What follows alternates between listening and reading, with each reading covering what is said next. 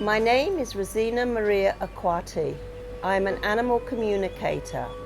I live in Hong Kong and I work in Hong Kong, Singapore, Malaysia, Taiwan and Shanghai. I've been working as an animal communicator now for over 30 years, and people often ask me, what is animal communication? Animal communication is using your telepathic skills to communicate with animals. It sounds very complicated, or it might even sound very science fiction, but it's very simple. Most of you nowadays own an iPhone of some description, and our head is like an iPhone, and we have a very good part of the brain that we do not use. Like our iPhone, we have lots of thoughts going on, and our brain is very, very unique. People sometimes are born with animal communication skills like me as a young child and can talk to animals. But we can also train people to do so by bringing them into a workshop and getting them to connect with the animal kingdom, just like putting in a new app into your iPhone.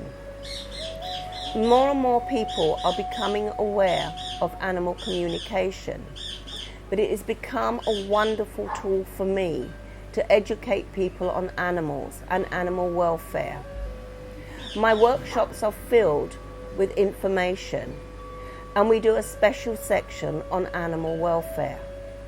From the meat that we eat, to the cruelty that is involved there, to the animals that are puppy mill farms and animal testing for products. We try to enlighten and make people aware that this should not be necessary.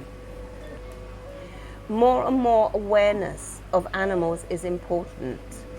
We need to remember that an animal is for life, and we need to look at our own lifespan.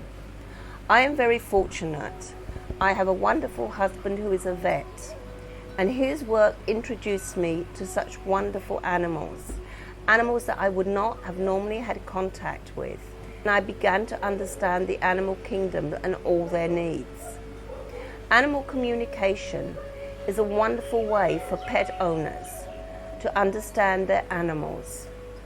It also helps veterinarians, lab technicians, caregivers, and people that work with animals and opening into the animals' world.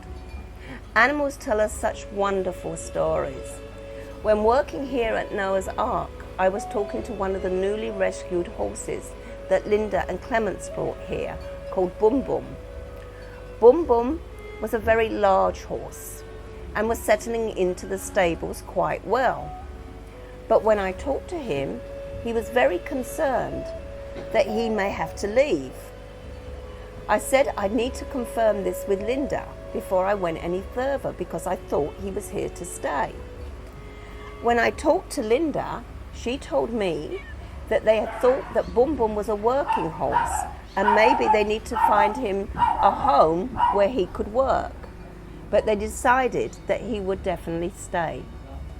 I went back to talk to Boom Boom and told him that he was staying here and he was going to be a horse with a job.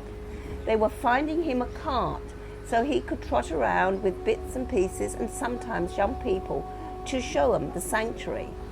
Boom Boom was very enthusiastic about his new job and decided he was very happy to stay at Noah's Ark. I was working with Starbucks, who is a beautiful monkey here. And Starbucks was very, very happy. But he told me he was getting a new house. But his house was rather big, and I got a little bit confused. Again, I told Starbucks I needed to check with Linda about this new house arrangement. So once again, I had to go and tell Starbucks the bad news that the new house was not his. It was the gibbon that lived next door. Starbucks told me he still thinks he needs a new house. So when they finished building the gibbon's house, he would like one too. I work also in the cattery here, which is one of my wonderful places to work, which I'm going to bring you to in a moment. And I asked the dogs many different questions. But one of the questions was, why does the dog like to stay in the sanctuary? In the cat sanctuary.